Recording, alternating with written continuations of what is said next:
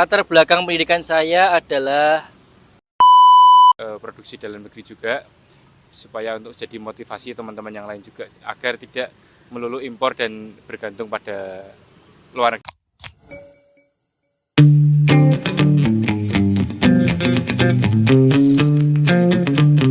Selamat sore kepada teman-teman semua. Hari ini saya perkenalkan anak-anak muda yang sukses mempunyai perusahaan dan mempunyai pabrik alat kesehatan dan laboratorium. Kita akan ngobrol santai dengan beliau-beliaunya. Semoga menjadi motivasi bagi kita semua, terutama anak-anak muda, sehingga kita jadi manusia yang bermanfaat. Kita kenalkan yang pertama Mas Wildan, yang kedua Mas Ilham, yang ketiga Pak Charles sebagai sponsor. Nah, kemudian Mas Herwin. Ya, di sore hari ini kita akan ngobrol-ngobrol nih tentang bagaimana kisah sukses para beliau-beliau yang ada di sini, dan kita akan belajar bagaimana kita bisa menjadikan pengalaman hidup mereka menjadi sebuah guru buat kita tiru dan buat kita amati, dan apa-apa yang bisa menjadi kisah-kisah inspiratif dari beliau bertiga hari ini. Dan mungkin pertama dari Pak Ilham gitu ya Pak ya. Ya, jadi sebelum kita mulai nih Pak, kita ngobrol-ngobrolnya di sore hari ini, kita mungkin boleh di-sharing sedikit nih latar belakang pendidikan ataupun pengalaman nih yang sebelum-sebelumnya dari Pak Wildan, Pak Charles, sama Pak Ilham, seperti apa nih? latar belakang pendidikan saya adalah lulusan dari diploma elektromedik, diploma teknik elektromedik, yaitu elektro yang bergerak di bidang alat kesehatan. Oleh karena itu saya berkecimpung atau berusaha di bidang alat kesehatan. Begitu Pak Edwin, terima kasih. Kalau dari Pak Charles nih Pak, dengar-dengar masih bawa toolbox kemana-mana nih. Wah, ini menjadi menarik nih dengan posisi Anda saat ini, dan toolbox masih ada selalu menjadi lebih dekat dibandingkan istri Anda. Gimana nih Pak? Ya, terima kasih Pak Erwin. Iya, memang latar belakang saya teknisi Pak ya, teknisi elektro sebenarnya, tapi karena pekerjaan lebih ke medis, alkes. Saat ini sebenarnya saya sudah lebih fokus ke sales lah, penjualan. Tetapi karena jiwa teknisinya ya masih kuat, memang susah melepas. Kalau lihat alat rusak itu memang penasaran. Demikian. Oke, terakhir nih, Siap. Pak Ilham, sebagai apa ya, pengusaha di bidang medis gitu ya, penyedia alat medis. Latar belakang Pak Ilham sebenarnya seperti apa sih Pak? Latar belakang saya itu pendidikan S1 Elektro di Universitas Diponegoro di Undip Semarang.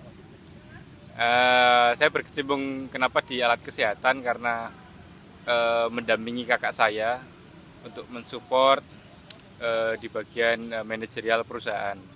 Jadi dulu sebenarnya saya sudah akan direkrut oleh salah satu perusahaan telekomunikasi internasional, tapi saya memilih untuk mensupport kakak saya untuk menjalankan bisnis supaya bisnis ini bisa menjadi bisnis keluarga dan manfaat untuk orang banyak.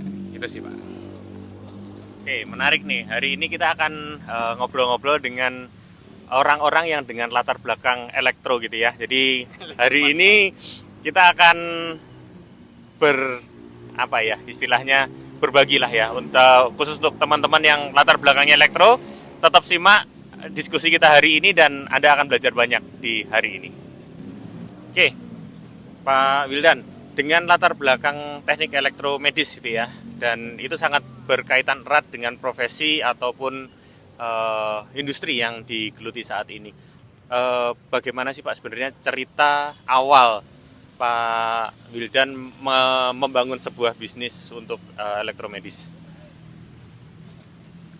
Cerita awalnya adalah ketika saya menjadi seorang teknisi.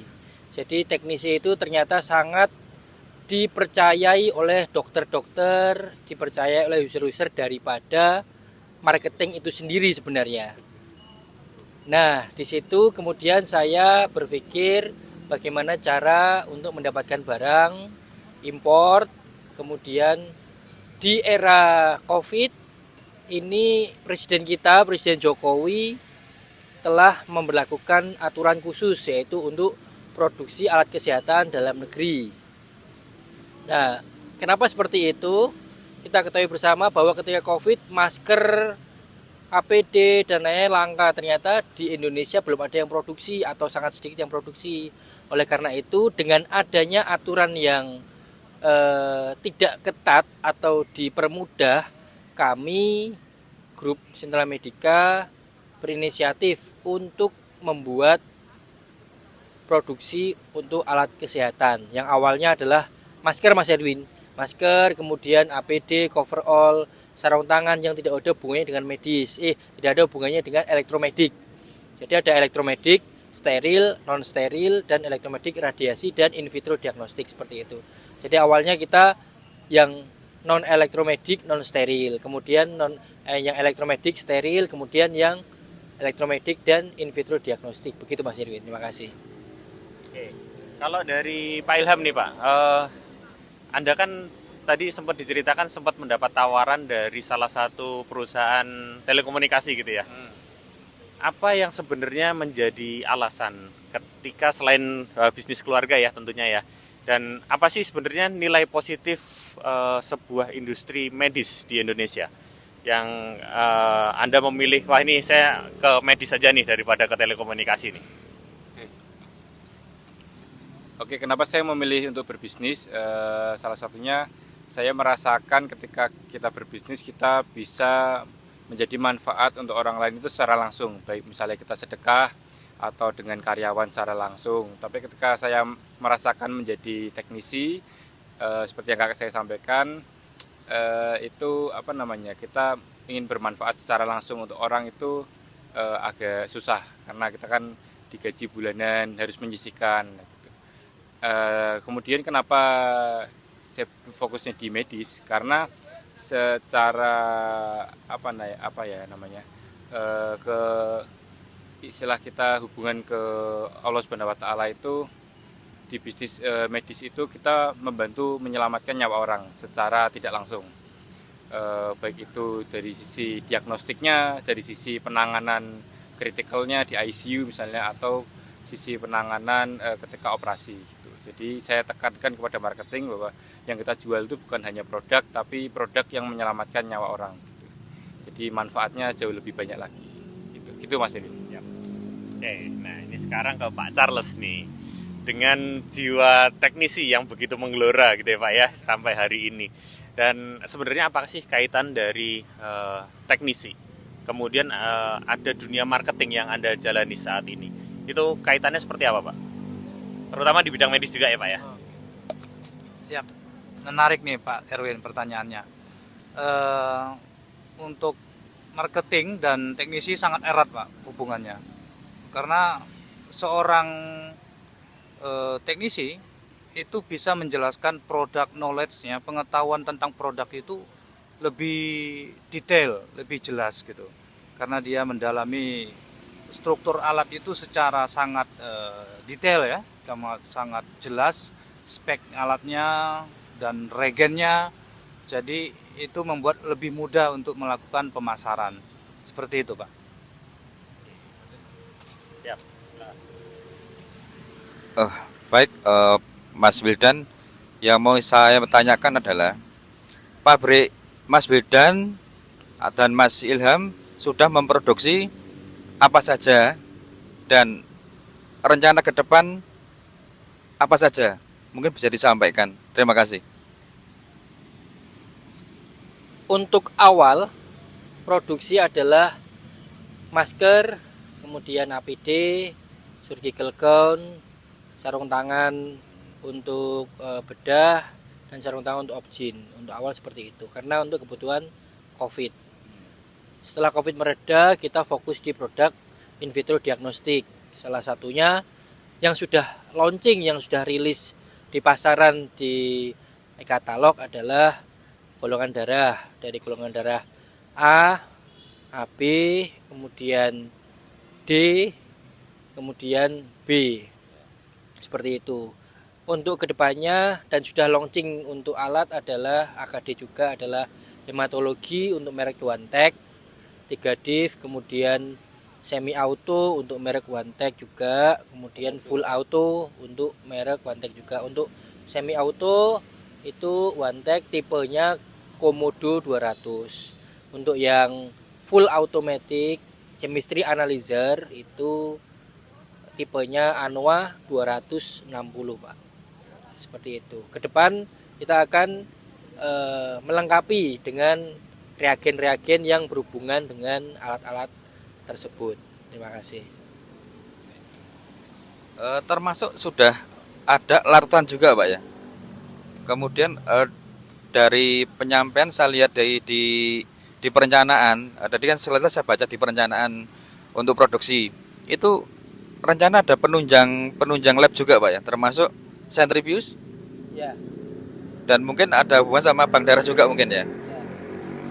Mungkin Mas Ilham bisa sampaikan kenapa berpikiran pengen semua kalau bisa dari di pabrik bisa produksi bisa membantu. Itu bagaimana? Membantu di bidang kesehatan.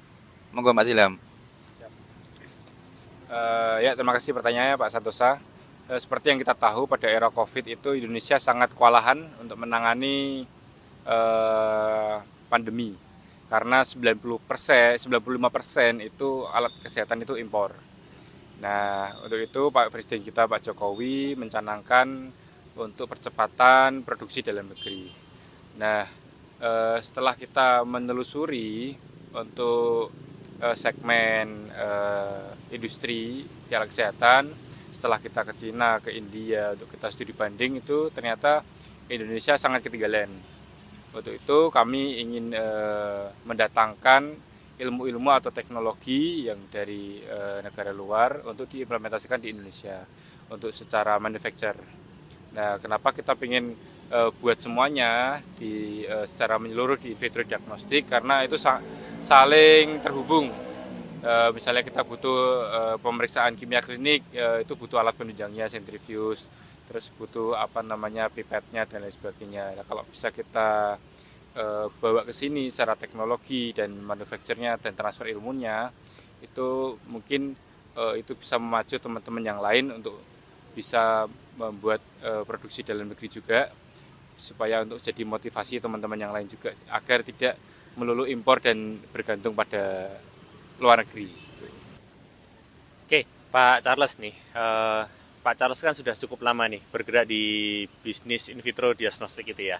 Nah, kalau menurut Pak Charles nih, pesan ataupun kesan yang Pak Charles lihat dari Pak Ilham maupun Pak Wildan itu seperti apa Pak? Dan apa sih yang membuat ini menjadi sesuatu yang bisa dipelajarin buat rekan-rekan kita yang lain? Oke, terima kasih Pak Erwin. Terus terang untuk Pak Wildan dan Pak Ilham sangat menginspirasi ya. Kita bisa bilang sebagai pionir untuk pabrik alkes dalam negeri di Indonesia. Terus bermotivasi, ya mungkin juga memberi ilmu-ilmunya atau sharing-sharingnya ke teman-teman kita, supaya teman-teman kita juga bisa sama seperti kita. Ya, mungkin seperti itu saja, Pak. Siap. Oke, Pak Wildan, untuk teman-teman yang lain nih, yang anak-anak muda sekarang nih, apa sih yang harus mereka miliki sebagai seorang yang tangguh gitu ya, untuk bisa menghadapi perjalanan bisnis yang tentunya tidak mudah, sebagaimana yang Pak Wildan sampaikan tadi sebelumnya. Tipsnya apa sih Pak, supaya anak-anak muda ini bisa belajar Pak? Oke, terima kasih Pak Erwin. Sebenarnya tips itu tidak ada. Adanya adalah kita harus bersungguh-sungguh, konsistensi, yang kemudian kalau kata guru saya, guru bahasa Inggris itu, yang penting ngomong bahasa Inggris enggak apa-apa, yang salah enggak apa-apa, salah paham, salah yang penting paham. Jadi kita kalau saya sendiri itu jalan dulu. Nantinya bagaimana kita pikir belakangan. Itu bisa jadi baik, bisa jadi buruk. Misalkan jalan dulu, oh kepentok harus belok kanan, kita belok kanan. Oh lurus, oh kepentok lagi harus belok kiri, kita belok. Oh harus berhenti, ya berhenti dulu. Jadi intinya kita terus bergerak, terus bermanfaat dan mengikuti aturan yang ada, karena bisnis di alat kesehatan ini adalah bisnis tentang aturan. Aturan AKD, aturan TKDN, aturan e-katalog itu semuanya aturan. Jadi kalau kita tidak mengikuti aturan yang ada, kita tidak mau berbenah, tidak mau beradaptasi, ya otomatis kita akan tertinggal oleh orang-orang lain atau oleh perusahaan-perusahaan lain. Begitu Pak Edwin, terima kasih. Oke, siap. Satu lagi nih, terakhir nih buat Pak Ilham. Tadi kan sudah disampaikan Pak Danur bahwa industri medis adalah industri yang cukup ketat dari bidang legalitas, perizinan, dan lain sebagainya. Nah, kalau dari sudut pandang Pak Ilham nih, bagaimana Anda melihat anak-anak muda yang sekarang dengan tingkat kedisiplinan yang ada dan bagaimana sih mereka sebenarnya bisa belajar untuk menjadi lebih disiplin ataupun lebih taat gitu ya, karena dengan industri ini tentunya cukup ketat peraturannya, dan bagaimana nih kalau dari sudut pandang Pak Ilham? Ya, kalau dari sudut pandang saya di bisnis alat kesehatan ini, itu sebenarnya menurut saya itu bisnisnya orang tua ya. Karena sejauh saya perjalanan bisnis ini, ketemunya pasti partner bisnis atau lawan bisnis itu kebanyakan lebih tua dari saya. Kalau yang anak muda kan biasanya kafe-kafe, gitu kan, coffee shop dan lain sebagainya. Nah, kalau teman-teman yang masih muda itu pengen bergelut di bisnis alat kesehatan, yang mana bisnis ini adalah bisnis penuh dengan regulasi, diatur semua dengan regulasi, itu satu harus menaati aturan. Yang kedua, mungkin karena era sekarang tuh banyak sekali sosmed dan orang kelihatannya mudah untuk mendapatkan uang, padahal kenyataannya kan tidak. Di bisnis alat kesehatan ini, barang siapa yang berjuang menaati regulasi atau mendapatkan regulasi, dialah yang bertahan. Bertahan, kemudian bisa untuk berkembang. Tapi kalau teman-teman yang ngeyel atau melanggar regulasi dan sebagainya, mungkin bisa berkembang dengan cepat, tapi belum tentu bisa bertahan. Jadi utamakan bertahan, kemudian berkembang. Siap. Oke, terima kasih. Sore hari ini kita mendapat satu hal inspiratif, terutama di bidang industri elektromedis gitu ya. Dan kita akan ngobrol-ngobrol lagi di lain waktu Pak. Ini waktunya sudah cukup sore gitu ya. Mungkin kita sambung lagi di edisi-edisi kita berikutnya, dan jika Bapak-Bapak berkenan, kita akan ngobrol secara personal nih, karena masih banyak yang perlu kita gali lebih dalam gitu ya. Oke, sebagai penutup mungkin itu saja dari saya. Wassalamualaikum warahmatullahi wabarakatuh. Alat kesehatan Indonesia jaya!